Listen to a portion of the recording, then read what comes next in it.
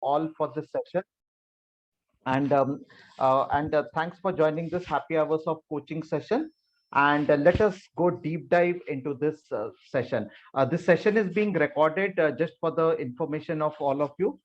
This session is also being live feeded on LinkedIn Live, and this session would get uploaded on our YouTube channel once the session gets completed. So we'll be uploading the recording onto the YouTube channel. All right. So let us try to understand what business agility is. Before that, a quick introduction about myself. Ashutosh Bhatodekar, working as an enterprise agile coach, a consultant, and a trainer. And I would like to call myself more as a learner than as a trainer, I would say. So always there to learn new things from all the participants and all of you on the world of agile. You can connect with me on LinkedIn in case we are not already connected. I also have a YouTube channel where you can subscribe and you can watch some of the videos which are there on the YouTube channel. And yeah, I've also written some articles on DZone, and that's my email ID if you would like to connect with me. And once again, excited to have all of you here. So let us first try to understand what is business agility all about. So anyone would like to quickly give a few comments on what business agility is, or what exactly this term business agility is all about? I'll just wait for your responses in the chat box before we move ahead. So the question is, what is business agility, and what does it talk about, the business agility? I'm sure you would have heard this term, you would have heard experts talking about it, or you would have seen them talking about what exactly, I mean, this term has become kind of a hot word, I mean, in last few years, right? Business agility. We talk about it in meetings, we talk about it in conferences. So what exactly is this business agility all about? Any thoughts around it?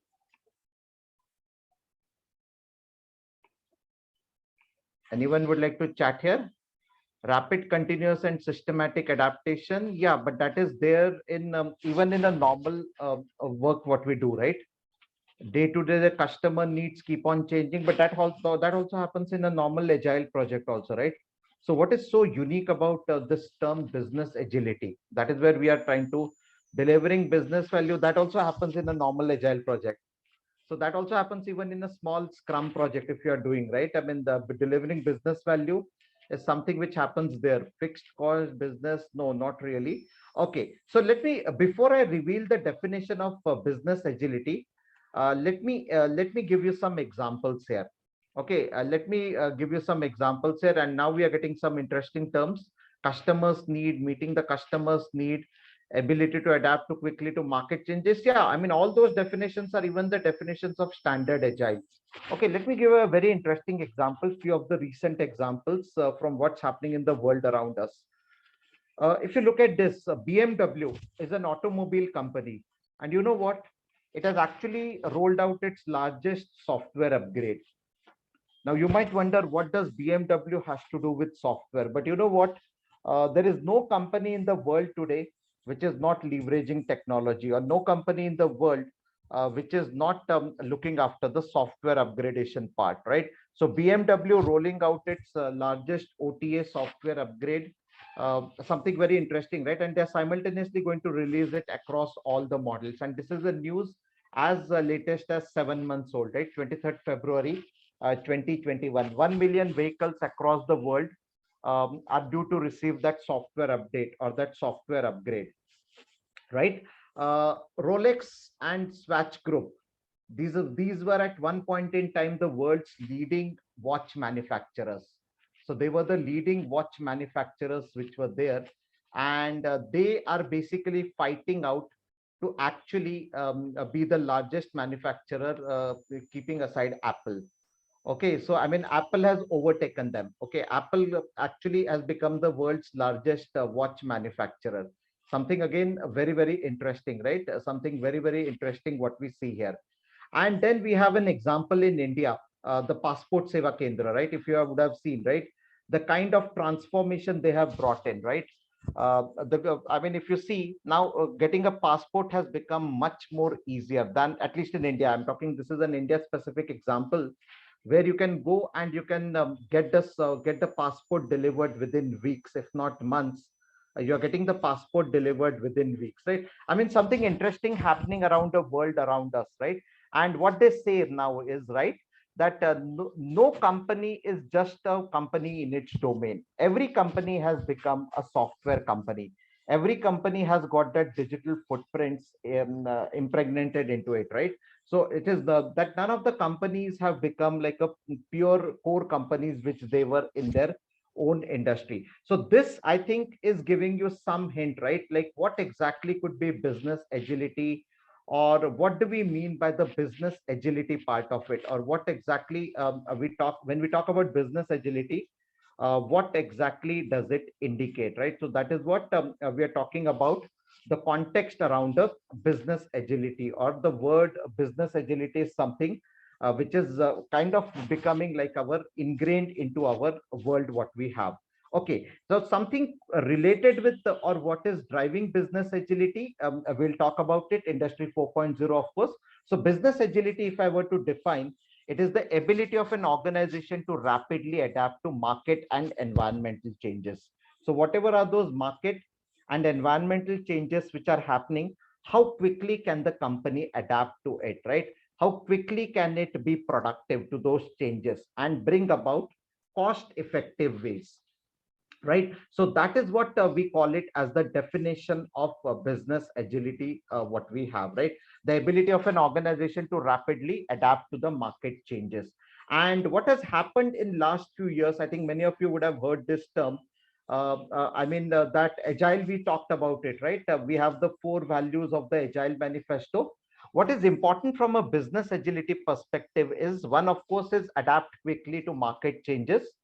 The second important thing is how quickly can we deliver solutions. So working solutions over comprehensive documentation.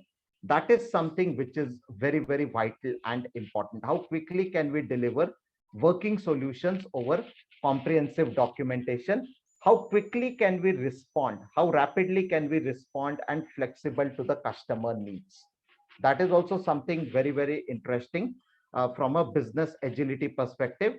And adapt and lead change in a productive and a cost effective way. So definitely when we talk about business agility, the economies of scale or the ROI, those are the terminologies we will keep on hearing, the return on investment or the economies of scale. So those are some of the critical terminologies what we would be hearing as a part of the business agility framework or the business agility landscape what we have. Okay, and continuously be at a competitive advantage. So those are some of the key terms or notations which come around with the business agility terminology or the business agility word. Now, I know there are a lot of jargons which are thrown. There are a lot of complicated statements which are thrown. But the easiest way to understand business agility is that whatever agile activities we are doing, am I just restricting myself to them at a team level or at a program level, or am I bringing the entire business ecosystem into this business agility? So let me give an example. In one of the agile engagements where I was a coach, the team, as we know, right, as a part of the planning activity, they made a commitment that they will be able to complete this particular feature, this particular user story as a part of the current iteration. And you know what? Suddenly, when they started working on it, they realized that this particular user story requires a component which is to be imported, and this was already imported. I mean, this was already under import, and it had reached India, but it was lying at the customs place. And customs was not able to release it till your organization gave a kind of a documentation. So there were some additional documents which were requested by the customs, which the organization was not in a position to deliver, right? And obviously we realized that there's something wrong which happened, right? There's something wrong which happened in this, and we realized that yes, I mean, the business ecosystem was not ready for an agile way of working. Although the team was agile ready, the business ecosystem is something which was not ready for the agile way of working, is what we saw here, right? So that is what was one of the biggest challenge which we faced in this particular engagement. Okay, and what we now see is Industry 4.0, right? I mean, I think I'm sure many of you would have heard this term. We are now in the fourth revolution of industrialization. The first revolution was steam engine. Then second revolution was more about mass production. The classic Henry Ford's assembly line production. You can have it in any color as long as it is black. Is this famous quote? Industry 3.0 was predominantly about a PLC, automation, computing. And now we are in Industry 4.0, which is predominantly digitization, robotics, Internet of Things. That's where we have it as a Industry 4.0. Now, why I'm bringing this Industry 4.0 is that business agility to a great extent is connected to this Industry 4.0, where we want to make the entire industrial ecosystem from the point of view of what we call as the industrial ecosystem entirely has to be done agile. It's not about your team being agile. It's your marketing, it's your finance, it's your HR, it's your operations. All these surrounding ecosystems have to be done in an agile way of working, or they have to be done in an agile operating model, as we call it. All right. So what drives business agility, or what is the heart of business agility? Any thoughts around it? What is at the core of business agility? What makes that statement which says that it is at the core of business agility? Any thoughts around it? Anyone? I'll just wait for the responses before we move ahead.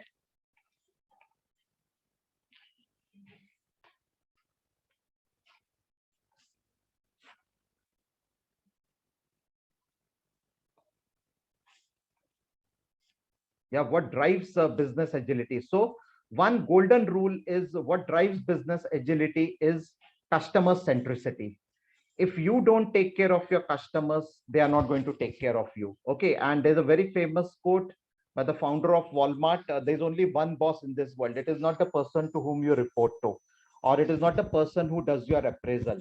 The one and only boss in this world is your customer, and he can fire anyone and everyone in this company, including right from the CEO to the shop floor person, right? So if the heart of business agility is customer centricity, are we understanding what are the pain points of the customer? Are we really understanding what do they require? What are their problems? What are their needs? What are their wants? Otherwise, we will develop products which are of no use, or we will end up developing activities or products which really do not make any sense at all, right? So that is the crux of business agility, or that is what is the core piece of business agility, what we have here, or that is the crux or the center of business agility, what we have here, right? So this is a very famous quote by the founder of Walmart, Sam Walton, who actually gave this quote, which says that there's only one boss in this world, which is the customer. If you don't, he or she can fire anyone in the organization, right? So that is what. So what is customer centricity? Keeping customer at the heart or at the core of everything is what we call as customer centricity, what we have, right? Empathy, right? Having empathy mapping, understanding the voice of the customer. So all those techniques will help you understand what are the pain areas of your customer, and what, as a business, how do we attack to those pain areas, or as a business, how do we resolve those issues from the pain areas from the customer point of view. So that is at the crux of customer centricity, what we have. Okay, so what are the three critical levers of business agility, or for that matter, for that business agility to succeed? This is obviously coming from the official Scrum Alliance guide, which is the business agility report on responding to disruptions, which was published in 2020. They talk about three critical levers.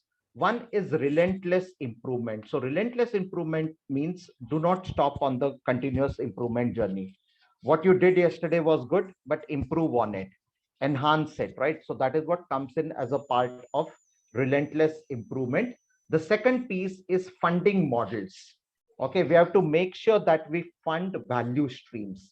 Value stream is a concept to cash. It is basically a concept to cash model, which is there, that I have an idea, how quickly I can encash on that idea, or how quickly I can deliver on that idea, or how quickly I can productionize that idea.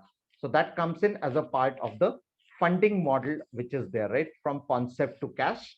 And the third, of course, is the value stream, which I was talking about, right? How do we design our value streams which are efficient? That is the third lever which is there: relentless improvement, funding models, and value streams. So those are the three critical levers or three crucial levers from the value delivery perspective, or from the critical levers from the business agility perspective. Now, it's a it's a very recent topic. It's a topic which is very new in the industry as such, and everyone is trying to learn on these topics. That okay, how do we make sure that our business is responsive and adaptive to the changes which are happening around? Okay, now if I were to decide the equation of business agility, I will put it in three quadrants or three areas. Leadership agility, our leadership has to be agile. The second one is team agility, and the third one is process agility. Okay, so those three are the critical levers, or those three make up what in total is the business agility what we have, right? So team leadership agility, team agility, and a process agility what we have. So those are the three critical levers of business agility what we have. So what is leadership agility? Leadership agility, as we all know, gone are the days of the pyramid, gone are the days of functional silos and reporting hierarchies. We have to make sure that the leadership comes out from a kind of a traditional pyramid based structure into an agile organization, which is a circle of influence organization. So this is called as the circle of influence, or this is called as a leadership which is more at the central focus, which is more core focused, which means the leadership will radiate from the center. Okay, so it is going to radiate from the center, is what we call as that leadership which is there, right? So from the center it will spread across to the other areas. So that is what we call it as an agile organization, which is radiating from the center, is what we have here, right? So instead of a traditional pyramid based structure, we have basically what is called as a circle of influence, what we have here, right? So that is a leadership agility what we have here. Okay, so leadership agility talks about, I mean, yes, it appears to be a very simplistic diagram. It appears to be a diagram which is just a diagram. You replace the pyramid with circle. But remember, this requires a mindset change. This requires a cultural change. This requires a kind of a change where we are going to say that the entire ecosystem, that entire reporting structure is something which needs to be defined and changed, right? So that is what this entire leadership agility is talking about.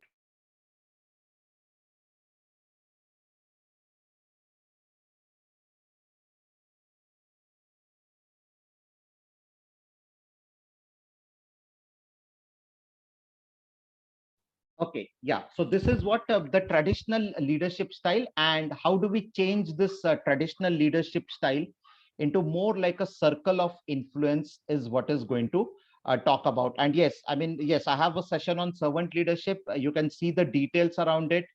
What is servant leadership all about, and how do we bring about a culture of servant leadership into the organization?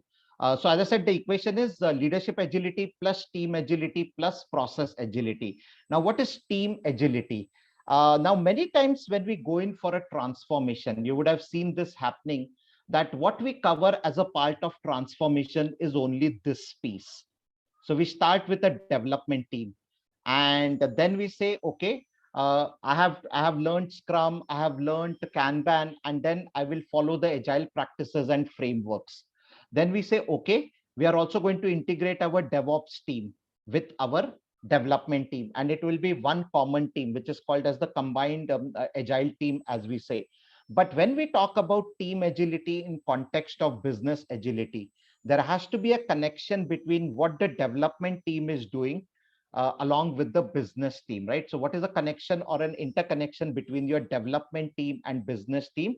Are we really delivering the products which our business wants? So one level of sync up which is required is between your business team and development team. So your business teams and development teams have to talk with each other. So this is where your product management, your product ownership is going to play a very, very crucial role, where your business teams are going to talk with your development teams, right? And another layer of interaction which is going to happen is between your customer team, between your customers and business. Now, I mean, you might be surprised why I have written these two as two separate things, because remember, these are two separate things. If your organization can merge this into one, just like we try to do a DevOps, right? We try to create a DevOps team, which is a combination of development and operations.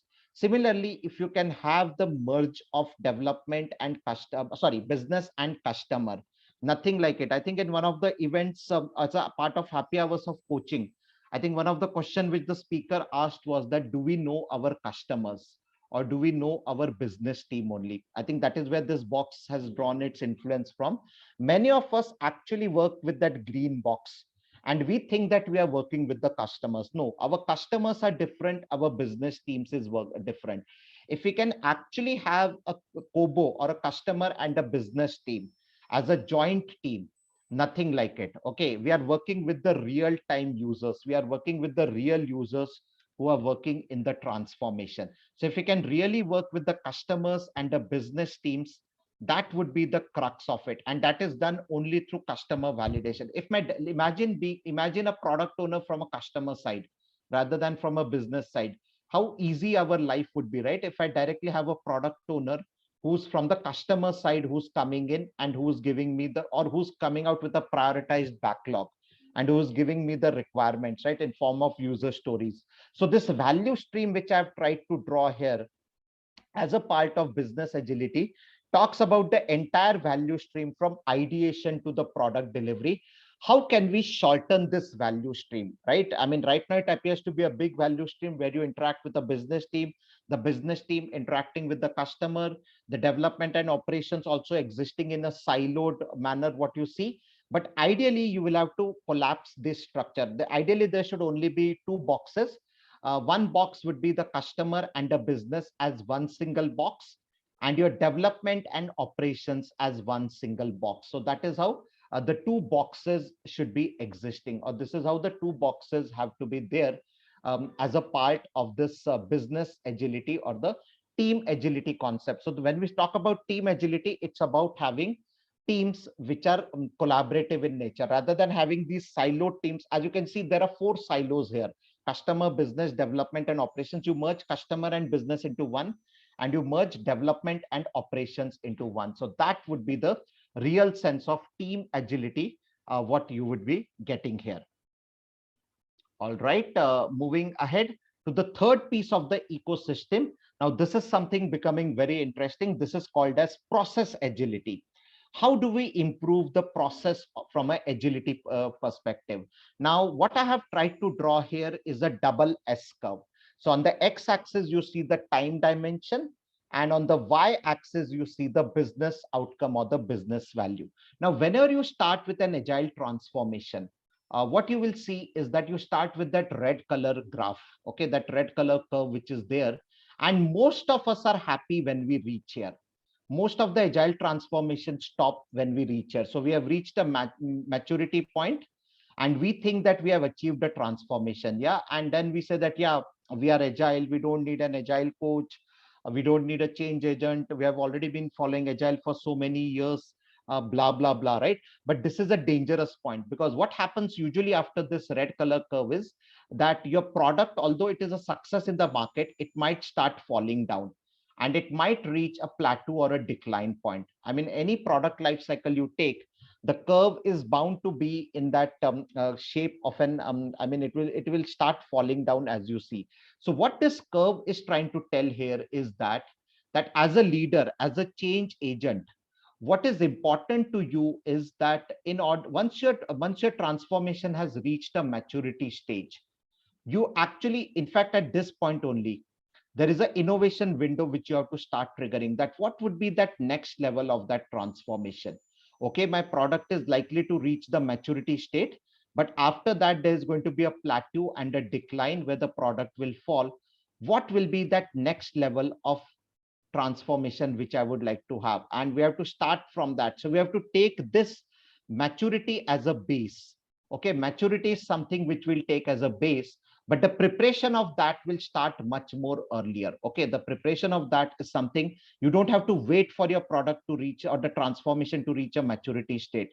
You will start preparing it at this level, which is called as an innovation window, and you will have to make sure that your transformation strategy switches over from this red line to the blue line, and that is what is called as the innovation window. So innovation window, again, I mean, that's a big circle, as you can see. Again, the important piece here is that if you can shorten this innovation window, because remember, on x-axis it is a time, how quickly can you switch over, how quickly can you switch over from this maturity stage into that next stage, which will take you to that next level of growth. So yes, your original business strategy was there, which gave you some benefits or which reaped some benefits. But remember that those benefits will be for a very, very limited period, or they will be for a very, very shorter period of time. How quickly can you switch over to that blue line? How quickly can you switch over to that blue line and you can reap those benefits out? That indicates your process agility. And that, to me, from a change agent perspective or an agile coach perspective or an enterprise agile coach perspective, that essentially is the process agility part of it. So many times we get this question, right? Should an agile coach exit from an engagement, or what is the right time for an agile coach to come out of an engagement? So if you ask me, before you exit out of an engagement, look for that innovation opportunity, or look for, it's not about increasing my billing rate again. Okay, see, again, as a coach, I also need to quickly move out and check another engagement. But before moving out of that engagement, check if there is that blue color opportunity curve which is there, which will take your organization to that next level of maturity. I think that is where we as coaches will have to work with the business. We as coaches will have to work with the different domains, whether it finance, whether it is product development, whether it is operations, whether it is, let us say, marketing. We'll have to work and we'll have to look at that opportunity. See, again, I'm not saying that you have to be there to take this organization to that blue curve journey, but you can always suggest them, you can always give them that report that, see, this is where we see the maturity point or tipping point of the current strategy. But definitely, if we have that vision, if we can go ahead, this could be that innovation window which we are looking for. Again, that size of that innovation window is purposely magnified to tell you, but remember, on x-axis it is time. So how quickly we can sniff an opportunity and we can realize is basically going to give me an indication of my process agility which is there. So coming back to that original question, that what exactly is business agility all about? This is, again, this is something which I have prepared based on my limited experience and knowledge on this topic.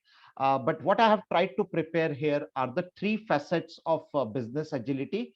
One, of course, is the leadership agility, which we all talk about, breaking those pyramids, coming out with the servant leadership, a circle of influence. Team agility, how do I bring the customer and business together apart from dev and ops together? That is the underlying message, because many of us are not working, to be very honest, with our customers. We are actually working with our business who claims to be working with the customer, but we don't know the reality. And there's always that risk of a Chinese whisper, where the message which the customer is giving gets filtered out when the business team tries to bring about that message.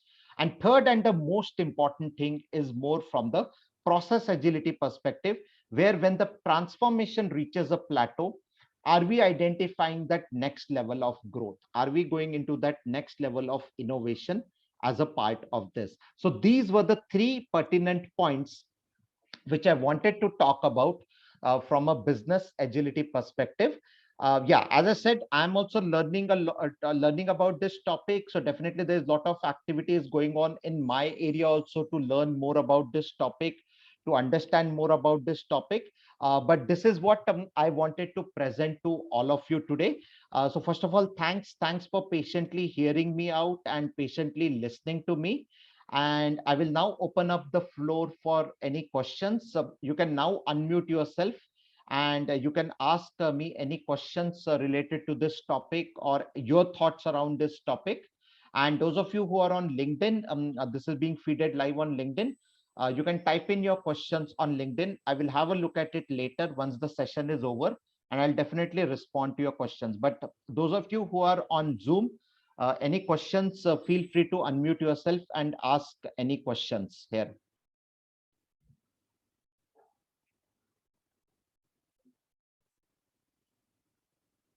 So you'll have to press the unmute button to ask me a question. Yeah, just a reminder. Yeah. Anyone, any questions on this?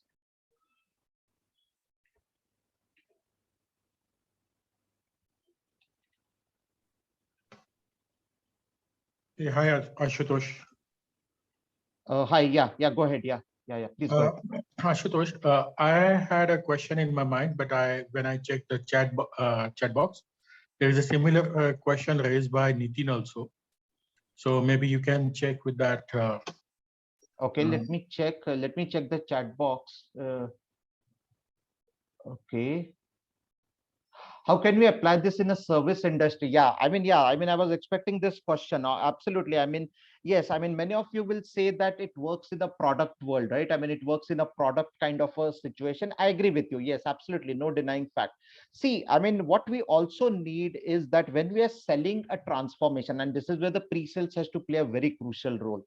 The pre-sales team will have to highlight this as a model. Okay, that see, when we talk about a transformation, we are not just talking about one scrum team, we are not just talking about one art and agile release train in safe. We are talking about an end-to-end transformation from your business landscape perspective. Yes, IT might be the starting point for it, but over a period of time it will be the other businesses also which we need to bring about it. So we are, when we're pitching for it, it has to be that entire I would say the entire ecosystem of the business which we have to pitch in from a pre-sales perspective. Secondly, I think it is easier to sell this to the center of excellence of the business organization. So many organizations have got their own center of excellences where they hire coaches, and you being one of the vendor engagement, if you are going there, you have to actually sell this idea to the center of excellence first before it can be said sold to the business. I think yes, that is where I would say yes. And yeah, a disclaimer here. When I come from this example, it was more coming from a product perspective. I agree. Although I have a substantial experience in the services sector also, not that my entire career has been in the product world, but definitely it's easier to crack this idea or sell this in the product world than in the services world, definitely. But that again, as I'm saying, right, I mean, as a change agent, as an influencing agent, as a part of the COE in the services industry, the COE lead will have to take that ownership of selling this to the pre-sales and the business lead, I would say.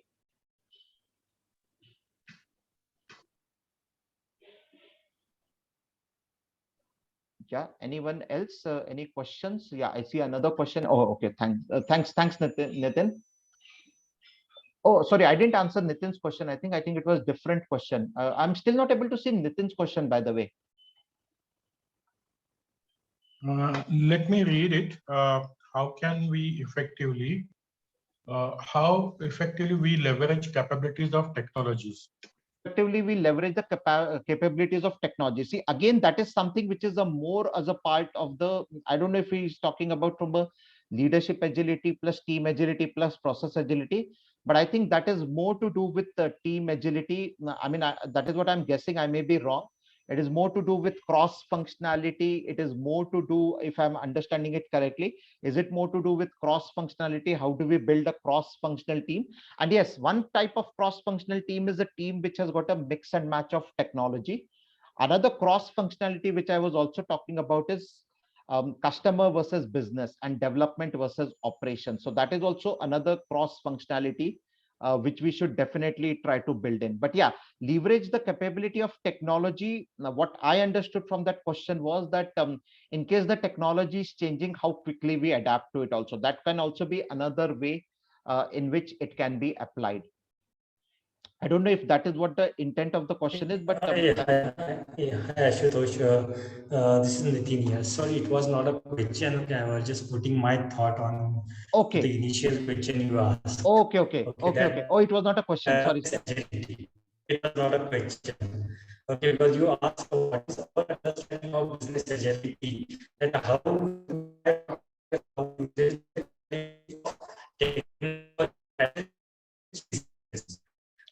The way I put it was clearly what I said now. So sorry for that confusion. No, it's okay. Okay. Sorry, your voice was breaking, but I understood what you're trying to tell. Yeah, that's okay. I am also sorry for highlighting that question. No, that's okay. That's okay. That's okay. That's okay. Okay. So hello. Yeah. Go ahead. Okay. So Ashutosh, I have a point of view. You have excellently mentioned about when the sorry, I think you're on mute. Sorry, can you once again unmute? Oh, I'm sorry.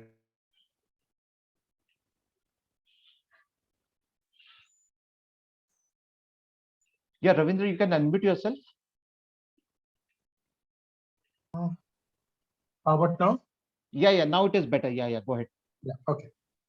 So what I was telling that, it's good you highlighted the point that agile maturity reaches to a particular stagnation level, and there itself we have an opportunity to look for innovation window. And to the Sundaran's questions, you mentioned that we can highlight this point or the opportunity to center of excellence. I have some practical experience here that I want to share if you guys are okay. Yeah, sure. Go ahead. Yeah. The similar thing was happened in a couple of projects in my previous organization.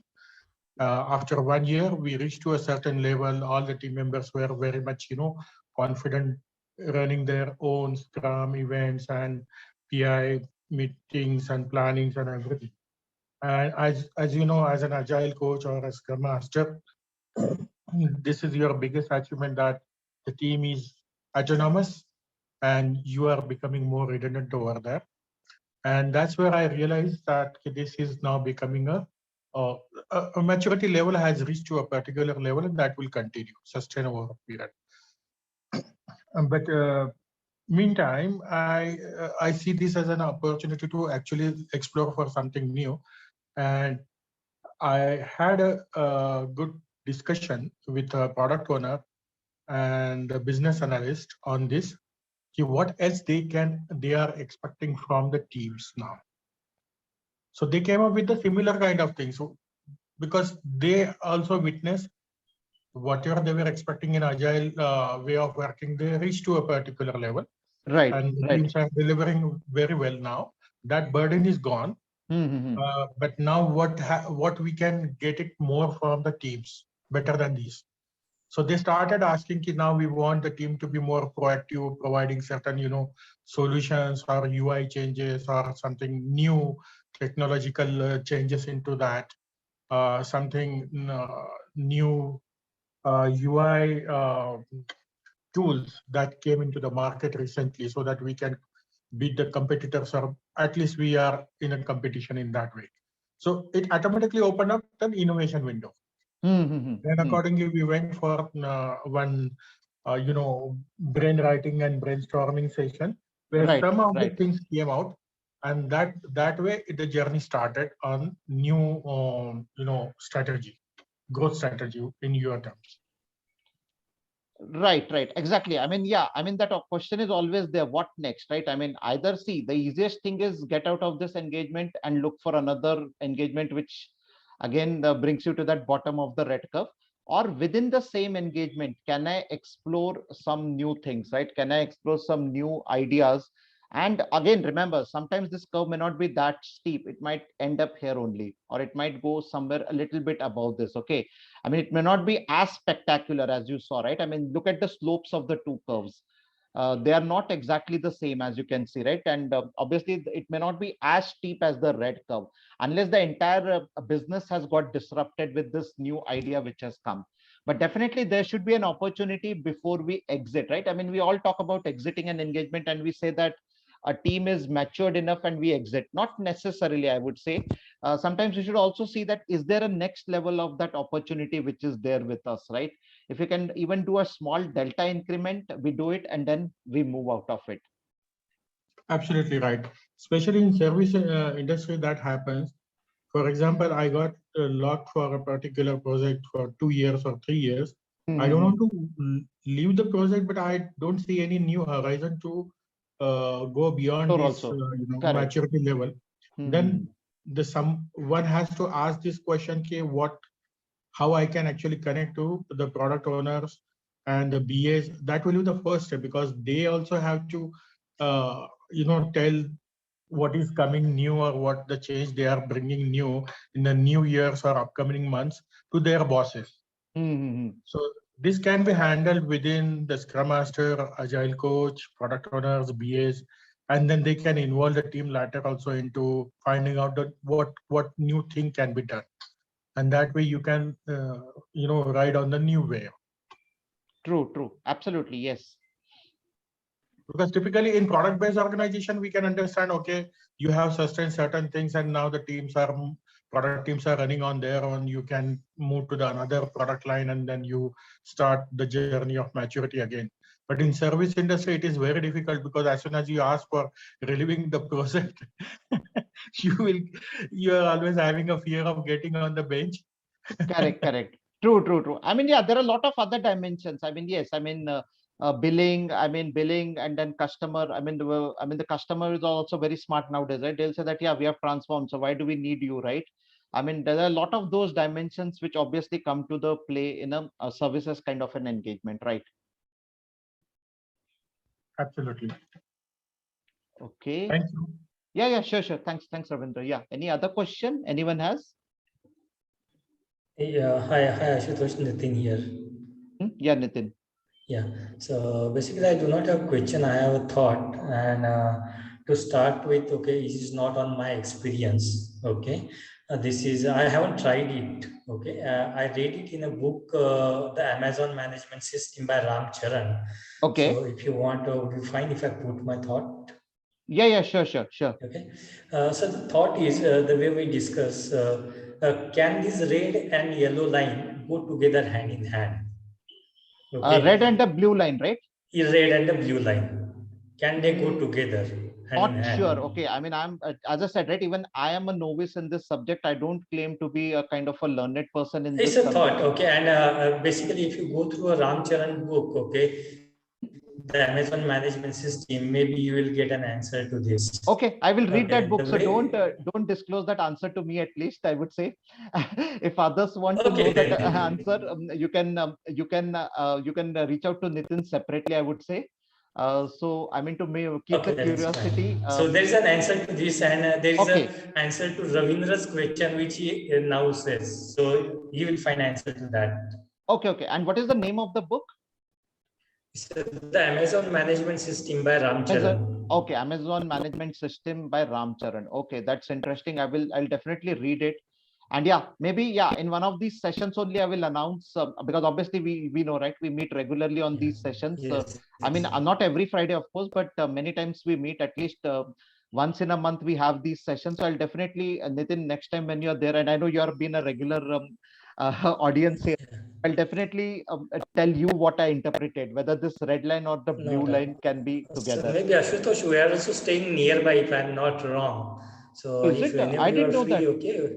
Oh, I didn't know that. Yeah. That's something. Oh, people know my address also. I'm a little surprised.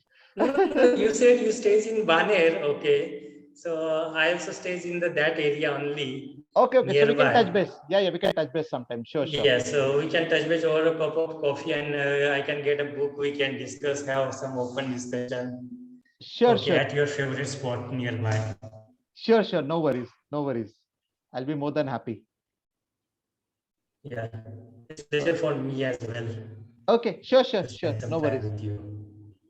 Yeah, hopefully the South African variant should not come in our plans, but yeah, I think we can definitely. Yeah, I think everything is pretty open. We stay nearby. Okay, within a kilometer, both of us can drive and see some good spot. Okay, yeah, I think I have a link. So thanks. Someone has already shared the link to all of us. So really appreciate. Yeah, I'll definitely read this book and try to get an answer on this. Okay. Any other question? Any other thoughts? Any other question? Yeah, and those of you who don't know me, you can connect with me on LinkedIn. I have a YouTube channel also, and especially for people who are preparing for Scrum Master and Agile Coach interviews. Do watch my videos on YouTube channel. I'm sure they will help you in your interviews. Okay, I'm pasting the link of the YouTube channel.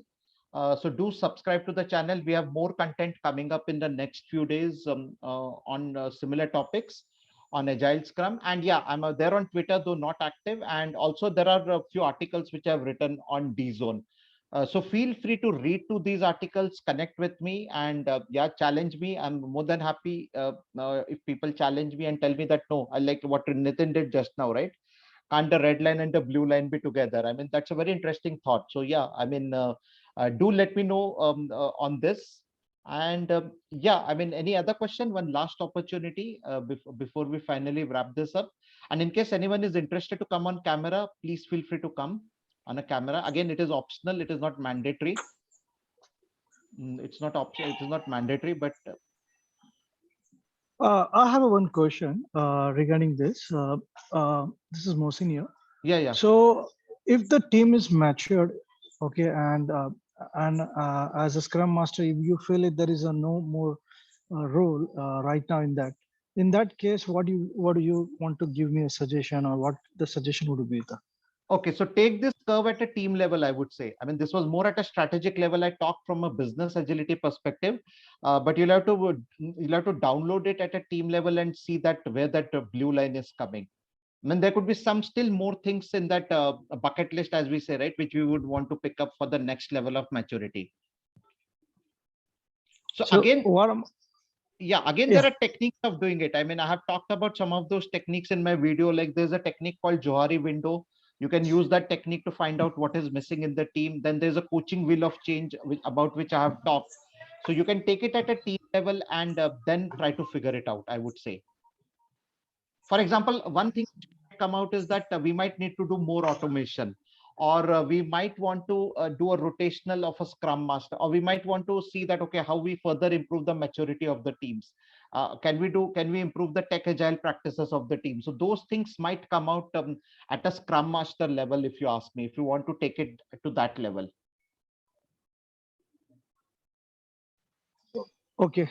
In another way, if as the business sees that the team is very, what we discussed earlier also, as the team says that it's very matured, and we think that there is a no right now no requirement for the Scrum Master. Especially it's happened in the service industries, which I can see.